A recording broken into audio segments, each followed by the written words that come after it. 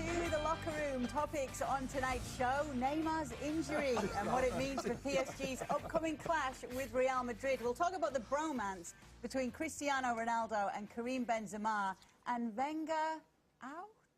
We'll discuss that too. We welcome our panel in: Christian Vieri, Ray Hudson, Thomas Rongan and Gary Bailey. Now, Neymar was stretchered off in Sunday's 3-0 win over Marseille, and the fear for PSG now is that he'll miss next Tuesday's Champions League return leg clash with Real Madrid. Now, there's been no official word on the amount of time he will be sidelined, but if he does miss the Madrid game, can PSG still win without him? A little bit of an update as well, Kate. There's word coming out now from France that it is actually a hairline fracture. Oh, wow. So that is the latest what we've been told. Whether or not that's confirmed, it's a break. It's a break in his ankle, but it's very, very small. Hey, listen, this is catastrophe for me, an absolute catastrophe. World Cup? Well, it depends on how he heals, you know. Marcelo's the same, it may be, but it's going to take a while. But who knows, you know? We have to wait and see what the medical people say. But for me, it was a cataclysmic disaster after playing so well against this team, Olympique Marseille, dominated the game, took them to the cleaners. Neymar was electric. They get ahead 3-0, 15 minutes to go. With the games coming up, and I don't care what anybody says, if I'm protecting my star players, I would have taken them off, Thomas. I know it's easy to be saying that in hindsight, because it wasn't he rolled his ankle. It can happen to anybody at any time. But that game was a chippy game. But Messi doesn't get taken off, does he? I don't care. Ronaldo? I don't care. Why would a manager just specifically pick? Because there's nobody in that PSG team that can hold a light to his electricity, in my opinion. He is everything to PSG. Though, of course it is, Gary. But I mean, blame the manager for him going over on his ankle. I'm not blaming him. I'm saying if that was me, I'm taking all precautions to safeguard my most valuable, my most expensive treasure. That they've got 3 games coming up as well. It's not as if it's just one game. There's the cup game, and then they've got a league game, and then they've got the big showdown with Real Madrid. 15 minutes to go, 3-0 up, Thomas. A game where there was 8 yellow cards. Go on, what do you say? Pull them out. Would you as a manager take blame for that? It's a real tough one. And Ray, to a certain extent, is right. Saying that, and I said that, I think, yesterday or the day before, he's played less minutes than Messi, Ronaldo, all the 3 or 4 big grades because of injuries, because of red cards, and because going to Brazil and being sick at times. But that injury he could have done in the 10th minute. And that's what I mean. Exactly. I would not have subbed him. You got another big game coming up, another game. Thomas, you're not saying that Neymar needs extra minutes to play. No, but I mean, if he's a $200 million player, your key guy who's like Messi, you play him as often as you can. Actually, he's going to determine if he's going to play yes or no. Maybe he wants to play. Maybe he says, don't take me off. Saying that, guys, PSG was in the exact same position last year without Neymar in terms of where they were in the standings and where they were in a round of 16. So you know what? It's not because of Neymar that turned this thing around. If they get past Real Madrid, they might. They added Mbappe, by the way. They got Di Maria on the bench and Draxler. Yes, they're not Neymar, but you know what? I think that with Di Maria and Neymar, this team still could be okay without Neymar. They beat Barca 4-0 last year without Neymar. Okay, last year was last year. No one remembers that. That's what? I agree with Mr. Ray. 15 minutes, 20 minutes to just take him out. Take 3 substitutes. Get him out of there. 3-0. Get him out of there. It was a contentious game, man. But Rocky, the first change was Motta. Motta needed to get minutes. He'd take Diarra out. He needed to get minutes for the second sub was Draxler and Di Maria, because those are potentially guys that could start as well. So I can see after the third sub when the injury happens that he really made the right decision. Do you think world-class players like Motta and Neymar are actually going to benefit by a few minutes of play in the field coming back from an injury. When it's 3-0, there's 15 minutes. But Messi as well. But you don't see them taking Messi. He's playing 40 the next one and 80 the next one, and he's ready maybe for the Madrid game. Messi's not going to come off. Ronaldo's not going to come off. You can't worry. You don't know as a manager when someone's going to go over on their ankle. Of course. So then take that risk away. But then, okay, let's take this a step further. So let's say they get get through to quarterfinals. You take him off the game before the quarters at home and away, the game before the semis, home and away, the game before the final. The protector. So you're resting him for every single... big player, Gary. You're talking about the whole genius. We're talking about a footballing genius that alters everything, like Messi does, like Ronaldo does. You take those players... But they don't, do they? They don't take Messi off. They don't. Of course they do. How many times has Messi been rested It doesn't before? matter, but I'll tell you what, they haven't got games lined up the way PSG has. Bobo. You've been in a position as a striker. What do they do? Well, can they all right without him if they do have to go into this Madrid game? Right, he's their best player. He They had the changes same everything. team last year, but with him, he gives something. He gives you... With him, you know that you can win the game. Sure. You know what I mean? Without him, it's a disaster. And if he's got something broken...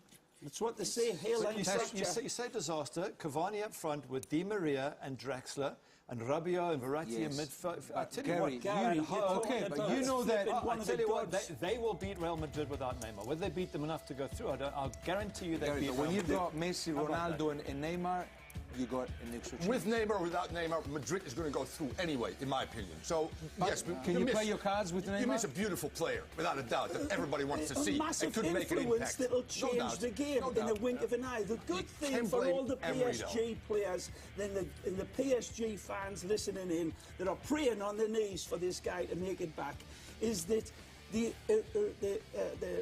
injury that he suffered against Getafe, remember when he rolled over? It looked even worse than this. But if this is a hairline fracture, that's going to take time to heal. We'll keep our eyes on that one and keep you updated here on beIN Sports. But we'll move on now to talk about Real Madrid, who beat Alaves 4-0 on Saturday. Yes, Zidane's men actually keeping a clean sheet is surprising, but not nearly as surprising as Cristiano Ronaldo giving up the chance to take a penalty, not least because he was on a hat-trick. Now, Ronaldo let Benzema take the 89th minute spot kick, but the story of the game between Ronaldo and Benzema actually goes back right to the beginning of the game, Gary. You know, as soon as that happened, that slip from Ben's going to see it again now, I think we all in the studio went, oh no, this is another one of those days where it's all going to go horribly wrong. And yet when Ben sets up Ronaldo for this goal here, great, is it this? No, it's still coming up. Oh, he misses this one as well. So it got even worse. It was flagged offside in the end, but we see that he wouldn't have put it away. Here's the goal here. Here's the back heel. When he does this, Ronaldo scores a great goal. He turns to Benz and points. Keep an eye on it. There you go. That's it. And at that moment, I thought that was a brilliant touch from Ronaldo to say, my man's under pressure. He hasn't started well, but what a lovely assist for the goal. Exactly. Loved that. It was a better touch than a reaction for me. It was a wonderful slingshot home, but the touch from Benzema. This is the player that Real Madrid, for me, needed to get fit. And not just fit in his physique, but in his head, in a footballer's, in a goal scorer's groove, right, like Vieira used to be. You need those players at the top. We've seen signs now that Benzema is coming back to that sharpness. You saw it all the way through this game after a bad start. And credit the Madridistas, they didn't turn on him after that terrible because miss. of Ronaldo, maybe. They stayed, maybe. Because Ronaldo pointed him out and said, there's my man. Yeah. No, he was great. And Bale was good as well. It showed. Lucas Vázquez was the man. Lucas Vázquez, amazing. Tremendous. But seeing Ronaldo do that was a surprise for many, because the one thing he generally doesn't do is let somebody else take his penalties. He had the captain's armband on in the absence of Sergio Ramos and the absence of Marcelo as well. It did show a maturity as well. Now, we know he is very good friends with Benzema, and he should be for all the service Benzema's giving him over the years. He knows that he's having a hard time. Take the penalty. But the good thing is that when he scored, like you guys said, he was saying to the public, he gave me the ball. So then what does that mean? That means that don't whistle him. So he's saying to the public, don't whistle him. That's good. He said the same thing before. He said both the manager, Zidane, and Ronaldo have said, just back off. He's going through a tough time. Everybody could see. It was real, Kay. He was going through a real bad time. And it wasn't just the goal-scoring drought that Benzema was going through. It was his overall game, the sharpness, the awareness. But it's back.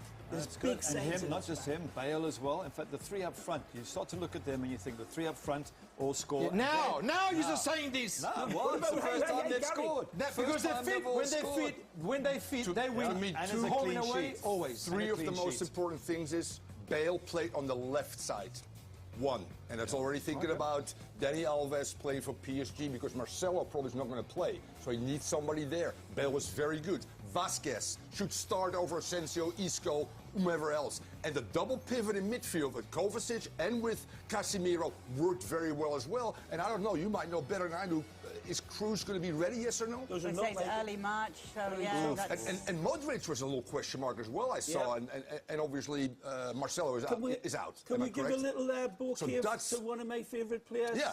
The goalkeeper, Gary. Keylor Navas again, man. Brilliant. First clean sheet since December 9th, 2017. That's important. That's important, Kay, because if they're going to go on and do something, Real Madrid, and they can turn the season around, they're going to have to keep clean sheets against Bayern Munich or Barca or Man City or whatever. So good to see them at the back playing like that. Navas is doing his job, but it's Sergio Ramos in that central defence for me that still needs to clean their act up for Real Madrid to be like the old Real Madrid. Let's talk about the new Barcelona, because their Fab Four all started for the first time together at the weekend. Messi, Suarez, Coutinho and Dembele. Thomas, should the four be regular starters?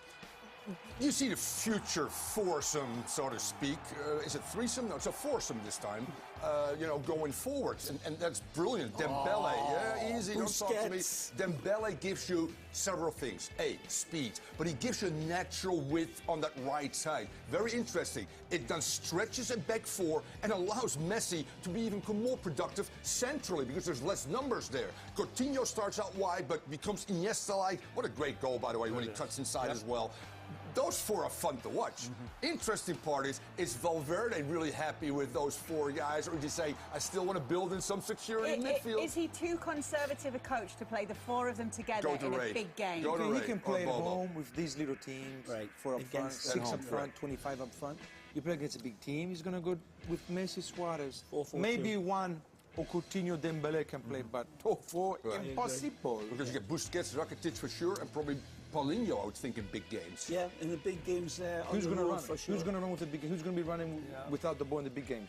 4 play up front. Yeah, maybe you'll see Dembele as an impact player off the bench. If they're struggling to break through, they'll use him to score. What's he asking these stories? You got the personal red phone to write directly to Messi, you and him. Your best friend. He gets text messages from Lionel Messi asking, are you eating pizza tonight? Unbelievable. Is there a phone on there? That's the charger as well. Which is, like by the way, our friends might go crazy. It's true. It is. It's absolutely true. They like that. Messi responds in 2 minutes. Anyway, still to come. Is Wenger's time up? And maybe Mourinho's matches aren't so miserable after all. Yeah, Top goals team. Stick around.